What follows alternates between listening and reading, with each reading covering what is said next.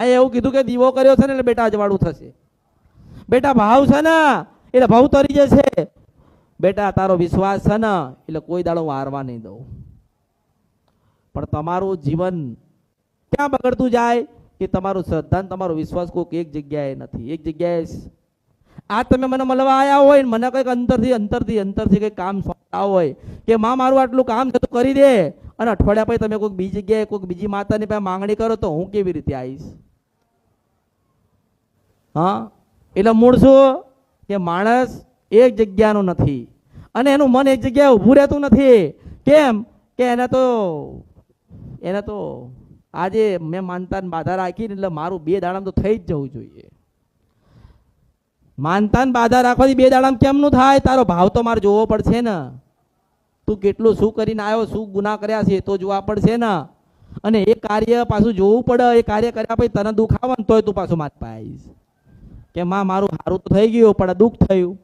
એટલે મારે તો સાંભળવાનું આવે ને કામ કર્યા પછી બી. એટલે જલ્દી તમારા કાર્ય થતા નથી. પણ જો જે પૂજા પાઠ કરો, જે દીવા કરો એમાં તમારો ભાવ રાખો.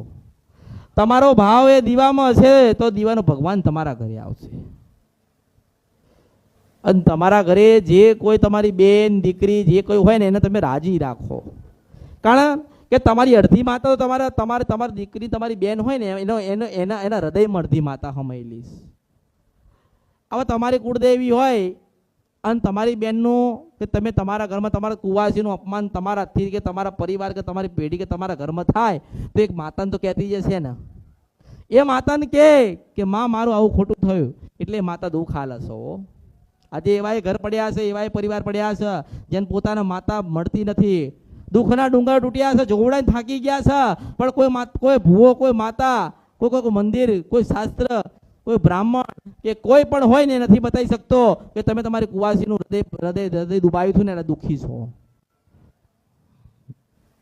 એટલે એવા કાર્ય કરશો નહીં જેથી કરીને તમે દુઃખી થાવ અને આવનારી પેઢી દુઃખી થાય. તમે જે જગ્યાએ તમે જાઓ ભલે જજો, કંઈક જશો તો કંઈક ભણશો ને. તમે તમારા દીકરા નિશાળે મોકલશો તો ભણશે ને, નહીં મોકલો તો ભણશે. એવી રીતે તમે કોઈક જગ્યાએ જજો, જાણજો, પણ કરતા અને ભણતા 10 વખત વિચાર કરજો. દરેક જગ્યાએ સત્ય નથી અને અસત્ય પાછું થતું નથી. તમારે નક્કી કરવાનું છે કે મારે ક્યાં બેસવાનું. તમારે નક્કી કરવાનું ને, તમારે નક્કી કરવાનું કે મારે ક્યાં બેસવાનું, કોના આશીર્વાદ લેવા, કોના પગે લાગવું. તમે જ્યાં